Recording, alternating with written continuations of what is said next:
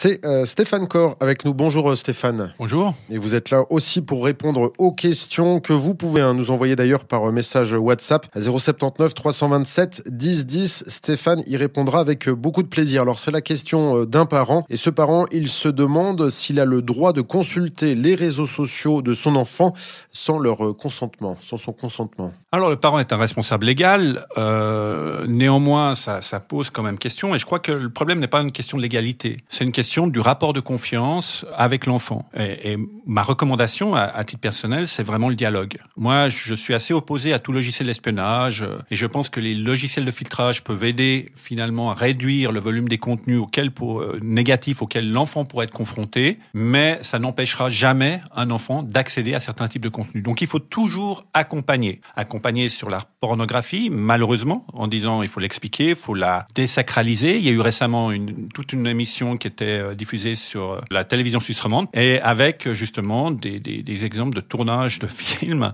où on démystifiait le cadre et on montrait qu'il y avait rien de si sympathique par rapport à un certain nombre de ces démarches. Non, il faut que le parent accompagne. S'il veut mettre une application qui permet de traquer ou autre, il faut que ça soit fait en accord avec l'enfant. Parce que si un jour l'enfant découvre que son père, sa mère ou que ses parents l'espionnent à travers son téléphone, je pense que ça risque de mal se passer. Et le jour où l'enfant en question a un vrai problème, il risque aussi de ne pas communiquer avec ses parents. Voilà, ne pas casser le lien de confiance, mais il ne faut pas attendre non plus qu'il y ait un problème pour en parler. On peut anticiper, pourquoi pas, une réunion par mois, enfant-parent, pour discuter de ça. Oui, on peut même avoir un dialogue hebdomadaire. Je dirais, on ne demande pas aux parents qui deviennent un informaticien, un spécialiste des paramètres de chacune de ces plateformes. Après, il faut quand même inciter l'enfant à comprendre les paramètres et à l'expliquer éventuellement aux parents. Mais en dehors de ça, le parent est un tuteur de vie. C'est-à-dire que les problèmes qu'on rencontre sur les plateformes, c'est les problèmes auxquels on est confronté dans la vie.